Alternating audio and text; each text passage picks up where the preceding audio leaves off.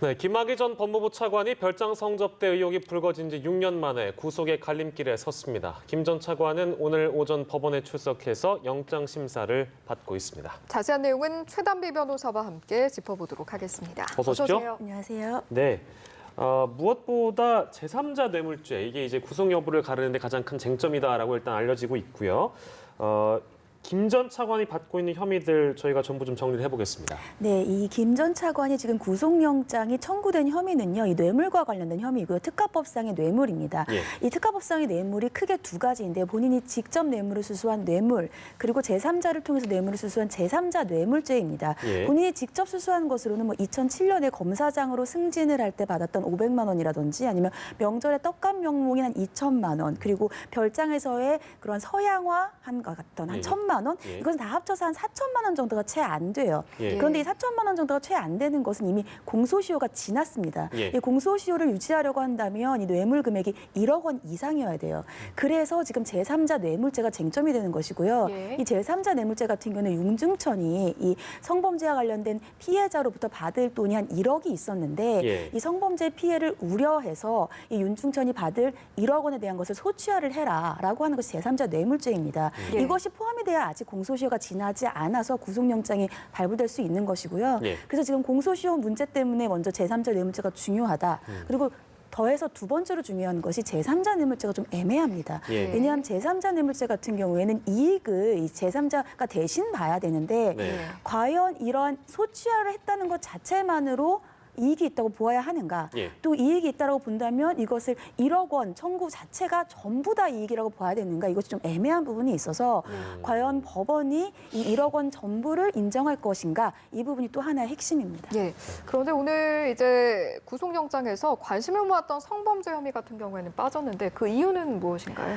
일단 이 성범죄 같은 경우에는 기존에 이미 김학의 전 차관이 2번이나 무혐의를 받은 바가 있어요. 거기에다가 이 피해 여성의 재정 신청까지 했는데 기각이 됐기 때문에 예. 이 경우엔 다시 수사를 하려고 한다면 거의 유죄의 입증이 가능할 정도의 중요한 증거가 있어야 됩니다. 근데 이번 수사 과정에서 이 여성인 이모 씨 같은 경우에 이 동영상 내에서의 여성이 본인이 아닌 것 같다라고 진술을 한 차례 번복을 했어요. 예. 그렇기 때문에 이것을 영장에 넣기가 굉장히 좀 어려운 상황이 됐고요. 네. 물론 영장에만 안 넣었지 검찰에서는 이 여성이 지금 이러한 범죄로 인해서 정신과적인 치료도 받았고 이렇기 때문에 강간치상으로 계속해서 수사를 하겠다라고는 했는데요. 네. 과연 강간치상으로서 어느 정도 입증이 될지 이러한 부분들이 추후에 중요한 요소입니다. 예, 오늘 일단 결과가 어떻게 나올지 좀 지켜봐야 할 텐데 오늘 영장이 기각이 되면 그나마 이제 혐의가 입증이 가능할 것으로 보였던 뇌물마저 좀 입증하기가 어려워진 셈이라서 성범죄 의혹 같은 경우는 이제 정말 난항에 빠질 수 있다 이런 추측들도 있는데 이 부분은 어떻게 보세요? 사실 오늘 영장이 기각이 되면요. 앞으로의 수사가 정말 난항에 빠질 수밖에 없습니다.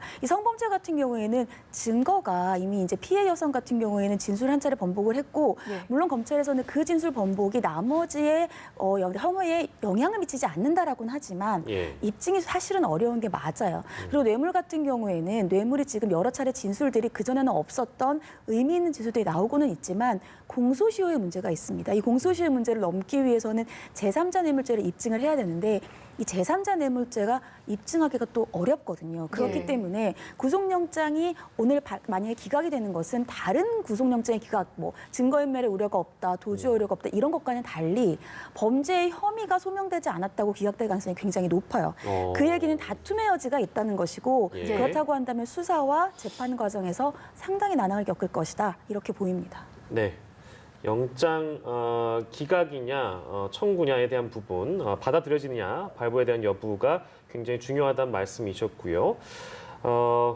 이 뭐 사실 저희가 결론을 내리기가 참 힘든 문제라서 일단 구속의 가능성은 어느 정도로 봐야 될까요? 일단 검찰은 예. 뭐 예전에 김학의 전 차관이 3월에 한번 태국으로 긴급하게 심야에 출국을 하려고 했기 때문에 도주의 우려도 있다. 예, 예. 또 이모 씨의 진술에 따르면 김학의 전 차관의 부인이 본인에게 처음에는 협조를 하려고 하다가 나중에 폭언을 했다. 뭐 이러한 진술을 토대로 했을 때는 또 증거인멸의 우려도 있다. 이렇게 주장은 하고 있습니다만 예. 앞서서 말씀드린 것처럼 이러한 증거인멸의 우려라든지 아니면은 뭐 도주의 우려 같은 경우는 범죄의 혐의가 소명이 됐을 때 그다음에 판단하는 구속의 기준이라고 보시면 됩니다. 근데 지금 범죄 혐의 자체가 굉장히 다툼의 여지가 있어 보인다라고 하면 그러면 구속을 안 한 상태에서 수사 과정이나 재판 과정에서 좀 더 혐의를 다퉈보자라고 법원이 볼 수도 있거든요. 예. 그렇기 때문에 구속 가능성이 제3자 뇌물죄가 인정되기 가능성이 좀 낮아서 예. 영장이 발부되기가 좀 어렵지 않나라는 네. 예상이 됩니다. 네, 그렇게 보시는군요.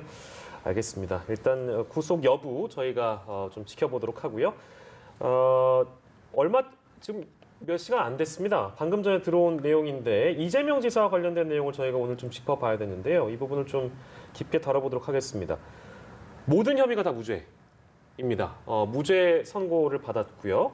구체적인 혐의들을 저희가 좀 요목조목 정리해서 뜯어보도록 하겠습니다. 어떤 혐의를 받고 있었죠? 일단 이 혐의가요 크게 두 가지입니다. 예. 하나는 직권남용이고 또 다른 하나는 공선법상의 허위사실 공표 즉 선거법 위반이었습니다. 근데 네. 직권남용 같은 경우에는 이 이재명 지사가 성남시장이었던 2012년 4월부터 8월에 이 친형을 강제로 정신병원에 입원시키기 위해서 그 당시에 이 보건소장, 센터장이죠. 보건소장에게 강압적으로 지시를 했다. 예. 이 부분이 직권남용이고요.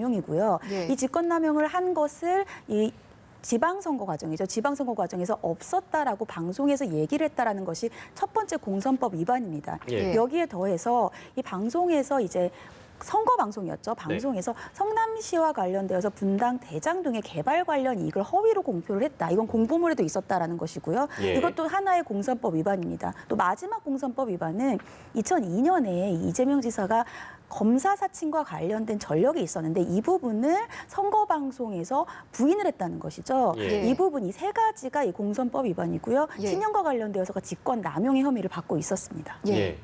재판부가 선고를 하면서 직권남용 혐의 그리고 공직선거법 위반 혐의를 각각 따로 선고를 했거든요. 이유는 무엇이죠? 이 공직선거법에서 이 선거 범죄와 그 이외의 범죄는 분리해서 선고를 해야 된다라고 정하고 있어요. 왜냐하면 선거 범죄와 관련되어서는 좀 긴급하게 처리해야 될 필요가 있기 때문이고요. 그래서 이러한 법에 따라서 분리해서 선고를 했습니다. 네, 일단 가장 큰 부분이 이제 말씀하신 친형 강제 입원 논란.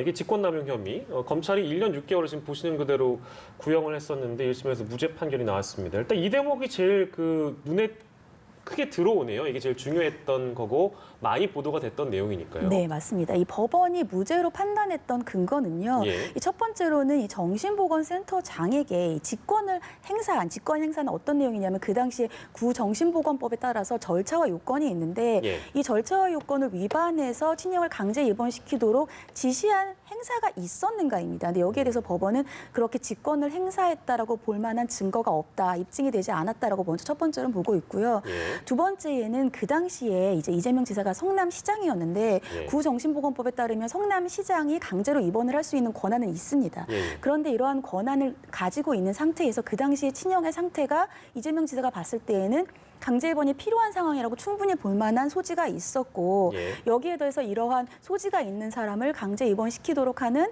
구정신보건법의 절차를 밟는 것이 이재명 지사의 그 당시에 갖고 있었던 시장으로서의 예. 권한의 내부에 포함된다는 것이에요. 그러니까 일단은 본인의 권한에 포함되어 있는 것이고 마지막으로는 이 보건센터장에게 의무 없는 일을 강요해야지 직권 남용에 의한 강요죄인데 예. 이러한 진단이라든지 이러한 것들 절차를 거치고 결정을 하는 것이 보건센터장의 고유의 권한이고 이러한 본인의 결정을 과연 의무 없는 일을 강제한 것인가 예. 결정하는 것이 본인의 의무라는 것이죠. 그래서 없는 것을 강제한 것이 아니다라고 해서 법원은 이 부분에 대해서 무죄로 선고했습니다. 오늘 이거 그 선고 전에 특히 이 그 강제 입원과 관련해서 기존의 보도를 보면 대면 진단이 필수적이다라는 부분을 검찰과 이재명 지사 측 변호인이 서로 다르게 주장했었잖아요. 이 내용이 왜 중요한 건지도 한번 짚어주시겠어요? 이것이 이제 구정신보건법에 따라서 절차가 있는 것인데요. 예. 그 정신보건법을 어떻게 해석하는지 좀 다릅니다. 예. 근데 이제 말씀하신 것처럼 검찰에서는 대면 조사가 필요하다. 예. 그런데 예를 들면은 지금 이 이재명 지사가 해외에 있는 과정에서 그런 보건센터장에게 이것을 지시를 했고 예. 대면 절차가 없이 결정이 됐기 때문에 구정신보건법 정신보건법에 따른 절차 위반이라고 한 서로 것이고요. 만나서 이렇게 해야 되는 건가요? 그러니까 만나서 보고 진단을 해야 되는데 예. 그것이 없었기 때문에 정신보건법 위반이라고 주장을 했던 것이고 예, 이재명 지사의 변호인 측에서는 그 당시가 굉장히 긴급한 상황이었고 네. 긴급한 상황에서는 먼저 이러한 강제보호의 조치가 필요하고 그 이후에 진단이 이루어져야 되는 것이지 예. 그것이 긴급한데 선후가 중요한 것이 아니다라는 주장이었습니다. 이러한 네. 주장에 팽팽하게 맞섰던 것이고요. 법원은 이러한 것을 봤을 때는 절차 위반이 아니다라고 판단을 한 것입니다. 예. 알겠습니다. 오늘 저희가 지금 이재명 경기지사에 대한 1심 선고 내용 살펴보고 있는데 일단은 1심에선 지금 무죄가 선고가 됐기 때문에 당분간은 이제 도정 운영에 좀 집중을 할 수 있을 것으로 보이는데 혹시 검찰이 항소할 가능성은 어느 정도로 예측을 하세요? 검찰은 항소를 하겠죠. 네. 반드시 항소를 할 거라고 보입니다. 왜냐하면 본인들은 지금 네 가지가 다 유죄라고 생각을 했는데 예. 전부 무죄가 나왔기 때문에 항소를 안 할 수 없는 상황일 것이고요. 지금 만약에 항소를 한다고 하면 이제 3개월 내에 항소를 해야 되기 때문에 네. 아니 3개월 내에 판단이 내려지기 때문에 이제 예. 곧 네네. 항소를 하고 판단이 내려질 것인데 아마 항소심에서의 중요한 쟁점이라면 앞서서 말씀드린 직권 남용에서 과연 네. 이것이 센터장의 의무 없는 일을 강요한 것인가 예. 또 절차와 요건을 위반한 것이 아닌가 예. 본인의 직무인가 이런 것들을 볼 것이고요. 예. 앞서서 말씀 안 드린 부분이 이 대장동과 그리고 아까 검사 사칭 부분인데 이 대장동 부분을 무죄로 판단한 이유는 법원이 이것이 과연 개발상의 이익을 허위라고 반드시 볼 수 있는 것인가. 그리고 이것을 유권자들에게 말할 때 허위인 인식이 없었고 유권자들을 혼돈에 빠뜨릴 우려가 없다, 의도가 없었다라고 보고 있습니다. 그러니까 예. 이 부분이 또 하나의 쟁점이 될 것이고요. 예. 마지막으로 검사 사칭과 관련돼서 이게 허위 사실을 공표해야 되는데 법원은 검사 사칭에 대해서 그러한 사실이 없다라고 방송에서 부인한 것이 예. 허위 사실이 아니라는 거예요. 구체적인 사실이 아니라 예. 나는 그 당시가 너무 억울했다라고 하는 본인의 의견을 개진한 것뿐이라고 했기 때문에 이 예. 부분은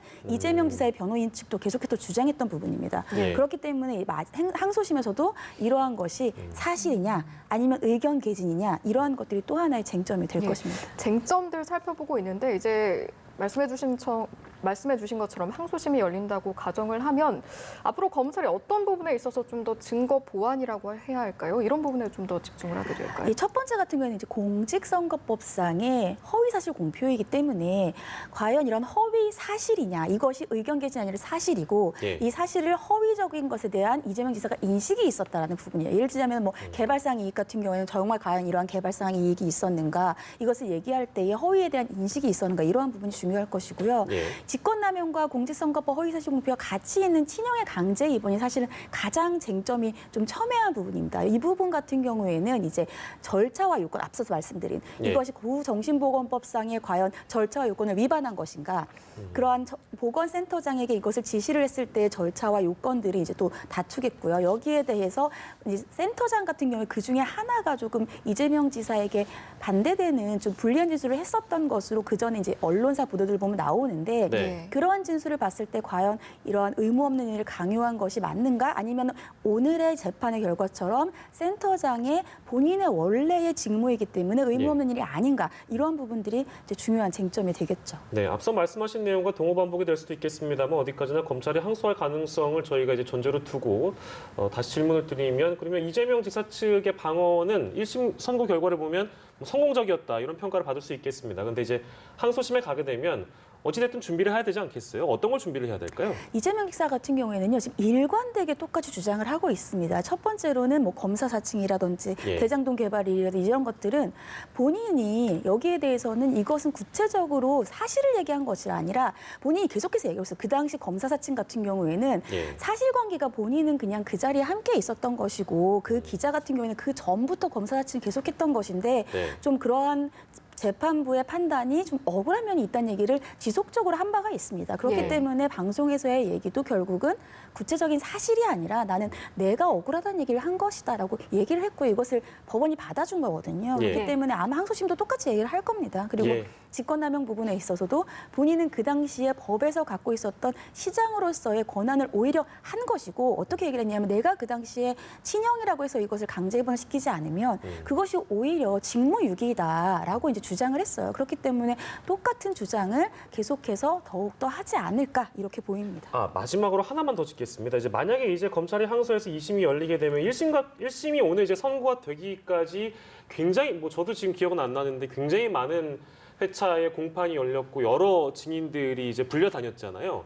2심은 좀 다른가요? 만약에 열리게 되면? 2심은 1심에서 쟁점이 많이 정리가 됐죠. 네네. 근데 이 쟁점이 많이 정리됐기 때문에 일반적으로는 1심보다는 훨씬 기간이 짧습니다. 하지만 예를 들면은 쟁점의 만약에 첨예하게 붙어 있는 증인 같은 경우에는 예. 1심에서 한번 증언에 대해서 판단을 했다고 하더라도 2심에서 또 할 수밖에 없죠. 검찰에서 또 신청을 한다든지 아니면 이재명 지사가 또 신청을 한다든지 예. 그래서 중요한 증인이나 중요한 쟁점은 반복해서 다시 한번 판단을 받을 수밖에 없는데요. 예. 그래도 기간은 훨씬 1심보다는 짧습니다. 아, 그래요? 그러면은 이게 제가 자꾸 여쭤봐서 죄송한데 그러면 만약에 이게 이제 대법 판결까지 만약에 가게 된다. 그러면 이게 뭐 따로 정해진 일정이나 기간이 있는 이 겁니까? 공선법 같은 경우에는 기간이 예. 정해져 있어요. 그래서 예. 3개월이라서 올해 내로 끝날 것으로 보이고요. 이게 올해 내로? 공선법과 직권남용이 같이 묶여 있기 때문에 직권남용이 특별한 기간이 정해져 있지 않다고 하더라도 예. 같이 끝나지 않을까 싶습니다. 네, 예, 알겠습니다.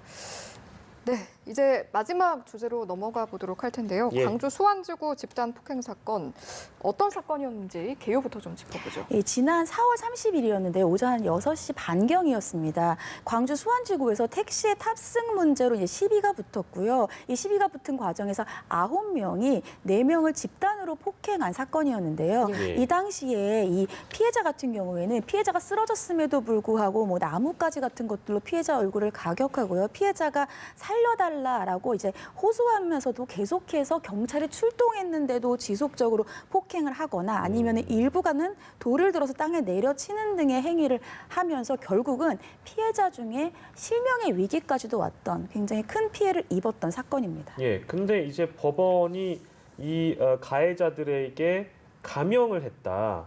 얼마나 그 감형을 했고 감형의 근거를 우리가 그럼 뭐라고 봐야 될까요? 1심에서는요, 이게 가장 적극적으로 가담한 사람, 예. 그리고 그냥 가담한 사람, 그리고 가담의 정도가 경미한 사람 이렇게 세 부류로 나눴습니다. 네. 근데 적극적으로 가담했던 사람 같은 경우는 1심에서 이 특수 중상해 혐의를 해가지고 징역 10년을 선고를 했어요. 예. 근데 이것이 2심에서 징역 7년으로 감형이 됐습니다. 예. 그냥 일반적으로 가담했던 사람들 같은 경우에는 상해나 폭행의 혐의였는데요. 그 당시 1심에서는 7년에서 3년 6개월, 좀 사람이 여러 명이라 7년에서 3년 6개월의 징역을 받았는데 이게 2심에서 감형이 돼서 예. 7년 받은 사람은 6년 6개월, 또 3년 6월을 받은 사람은 2년 6개월 이렇게 다 감형이 됐어요. 예. 그리고 가장 가담이 적은 사람은 집행유예를 받았는데 예, 예. 이 부분은 똑같이 항소심에서 집행유예를 받았습니다.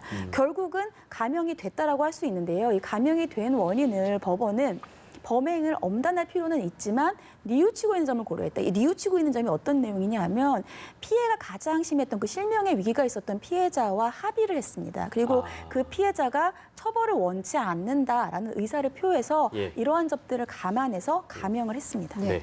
마지막으로요. 대법원 상고심에서는 어떤 결과가 나올지 전망을 해보는 것을 마지막으로 마무리를 하도록 네, 하겠습니다. 대법원은 법률심이라고 해서 이 사실관계를 바뀌진 않아요. 또 양형 부당을 이유로 대법원이 양형을 감형해 주진 않습니다. 예. 일반적으로는 그 사실이 굉장히 중요한 법령을 적용하는 데 있어서 중요한 사실인데 이 사실을 잘못 판단했을 땐 사실을 다시 보지만 예. 이번 사건 같은 경우에는 혐의가 달라지는 것이 아니에요. 특수중상해가 뭐 그냥 상해가 되고 이렇게 바뀐 법원의 판결이 아니라 예. 단순히 피해자들이 피해를 회복받았고 처벌을 불어넣을 의사를 했기 때문에 감형이 된 것이라서 예. 양형의 부당을 이유로 해서는 대법원에서 판단해주지 않기 때문에 대법원에 올라간다라고 하더라도 원심인 2심의 판결이 그대로 유지될 것으로 보입니다. 예, 알겠습니다. 오늘은 이 주제까지 이야기 나눠봤습니다. 오늘 이 시간은 최단비 변호사와 함께했습니다. 고맙습니다. 고맙습니다.